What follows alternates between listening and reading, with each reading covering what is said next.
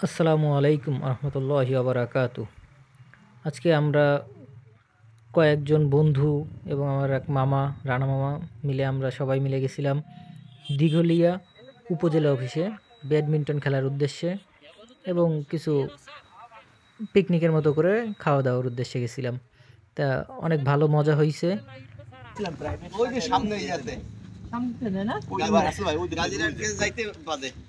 ওই যে ফেরি ফেরি তো ফেরিতে নদীর মাঝখানে। এখন তো নদী ছোট হয়ে গেছে, এর জন্য মানে ভাটি না, ভাটিতে নদী ছোট হয়ে গেছে একটু। ফেরির জন্য ঘন্টা খানিক দাঁড়াই রয়েছে, কিন্তু ফেরিতে উঠার সাথে সাথে গাছ পার হয়ে যায়।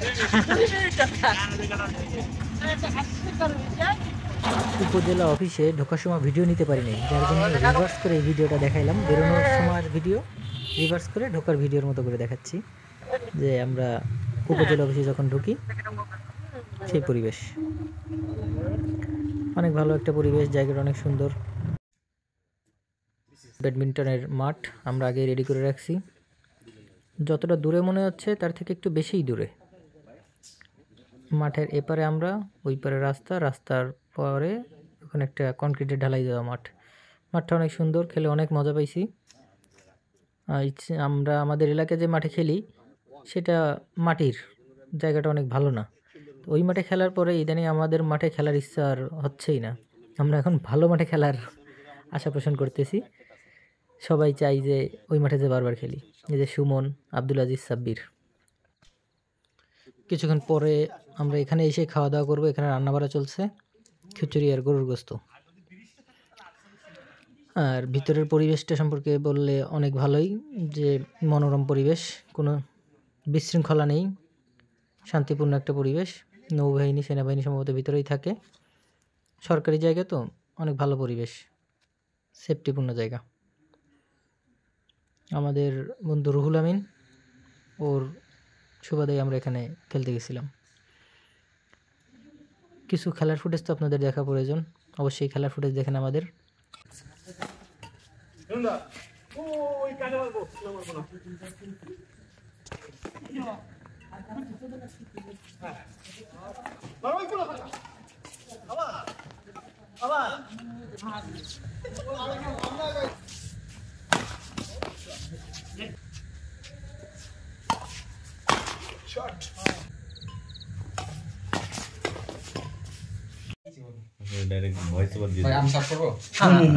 আপনিও বসবেন, এই যে আমাদের সুন্দর শেপ। ওই যে ওই ভাই আছে টাইগার ভাই, সুমনের টাইগার ভাই, রুহুল আমিনের। কেন টাইগার ভাই? বর্ণ সাব্বির অল্প অল্প না না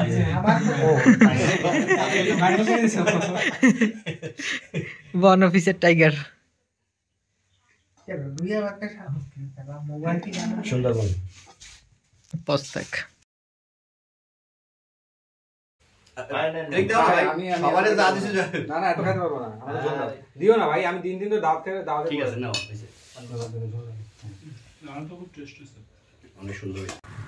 খাওয়া দাওয়া শেষ, রওনা দিলাম আমরা বাসার উদ্দেশ্যে। আমাদের বাসা এখান থেকে অনেক দূর, পাড়ি দিতে হবে নদীপথ, তারপরে হাইওয়ে রোড, অনেক দূর পাড়ি দিয়ে আমাদের বাসা।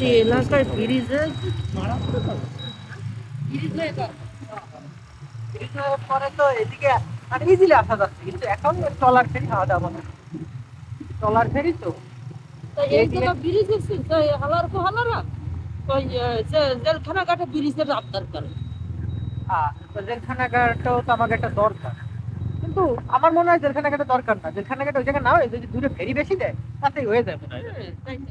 জেলখানাঘাটে ব্রিজ দিত, যদি জায়গা দিত, কিন্তু জায়গা তো পাবে না। জেলখানাঘাটের ওই জায়গাতে ওইটা ভালো হয়, ওইটা আবার চাষতে পারবো। জেলখানাঘাটে দৌলতপুরে দিতে চাচ্ছে। জেলখানাঘাটে তো দৌলতপুরে এইটাই, হ্যাঁ এইটাই।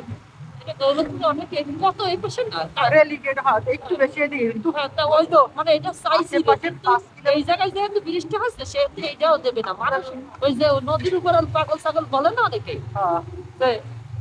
ব্রিজ চাই ব্রিজ চাই জেলখানা ঘাটে 1 কাঠা জমির দাম 1 কোটি টাকা কেউ ছাড়বে না এটা তো সরকার কেউ ছাড়বে কেন কি লাগাবে সরকার 1 কোটি হলে সরকার 2 কোটি দিয়ে দিবে তো আমার হয় না হয় না কিন্তু কেন ওর সাইডে বড় বড় দাবি তারপরে দরকারটা কিসের সেটাও তো খেয়াল রাখতে হবে দরকার একটা ফেরিতে কি পরিমাণ চলাচল করে আছে ওই যে জনবল ওইখান থেকে কি ইনকাম হবে সেটা বিষয় তো গাড়ি ঘোড়া দিয়ে 13 পদ দিয়ে ওই ওই গোপালগঞ্জ এই হলো রুট গোপালগঞ্জ লাগতেছে না তো মানুষের রূপসা ব্রিজ দিয়ে গোপালগঞ্জ সুন্দর করে জাতি করতেছে ঘুরে গেল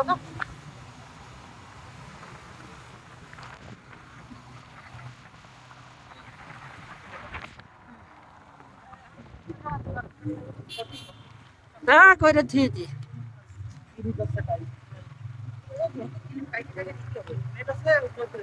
পালি মালি দিয়ে পালাই মালাই দিয়ে না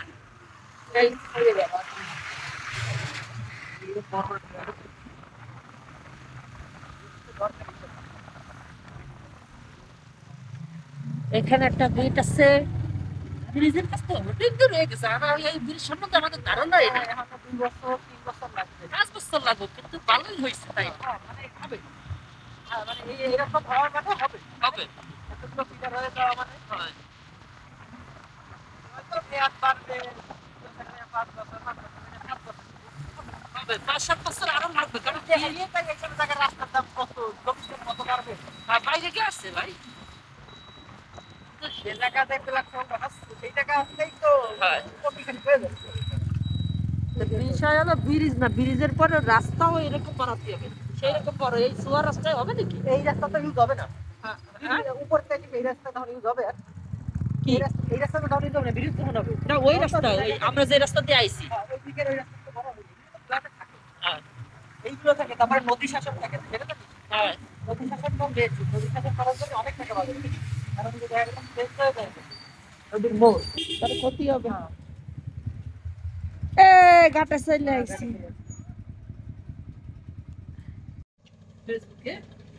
আমাদের জন্য ট্রলার আসতেছে অপেক্ষায় আছে সাব্বির আব্দুল আজিজ রানা মামা সুমন এবং আমি ফেরিঘাট অন্য জায়গা তো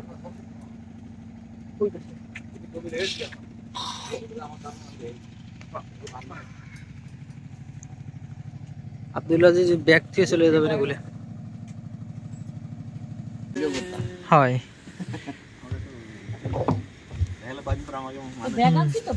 না না না না ভাই ভাই ওর ব্রেনে সমস্যা হয়ে গেছে না না রুটি রুটি ব্যাগ নিয়ে আসো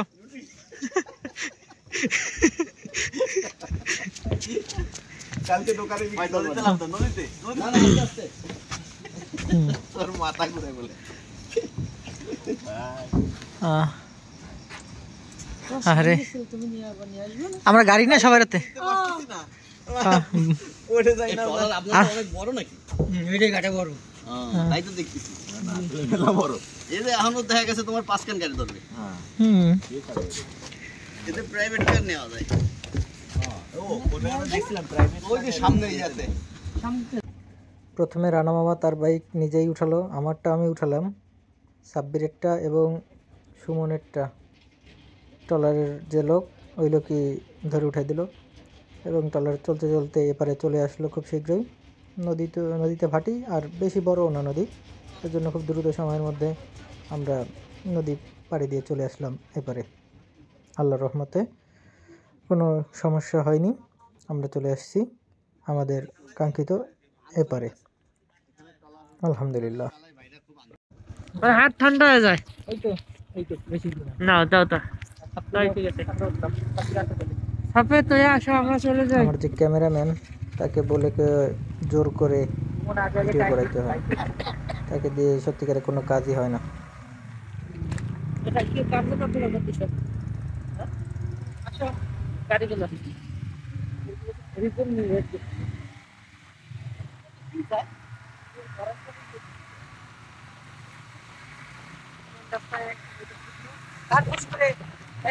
না না বাজার পর্যন্ত না লাগবে ওই বাজার যে বাজার ছাইরা আইছো এখন বাজে রাত 12টা 24 মানে 12:30 আমরা আমাদের মাঠে 12টা না 10টার দিকে খেলা শুরু করি, আর 1টা 2টার দিকে আমরা 7 রাস্তার মোড়ে আসি চা খাইতে। যেহেতু আজকেরা দূরের একটা জায়গায় খেলতে আসছি, আজকে শুরু করছিলাম আমরা 7টার দিকে সম্ভবত। 7টা থেকে খেলা শুরু করছি, এখন রাত 12টা পর্যন্ত খেললাম। খেলে আগে আগেই বাসায় যাচ্ছি, যেহেতু একটু বাসার থেকে অনেক দূরেই আছি আমরা। আর অন্য দিনের মতোই আজকে আমরা 7 রাস্তার মোড়ে যেয়ে চা পান বিরতি করবো ইনশাল্লাহ।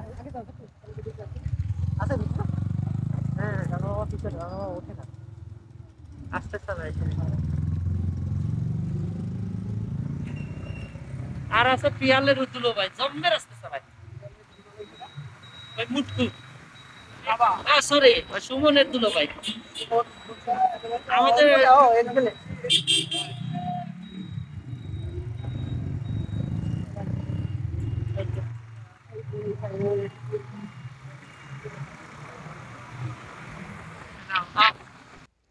শুকুর আলহামদুলিল্লাহ।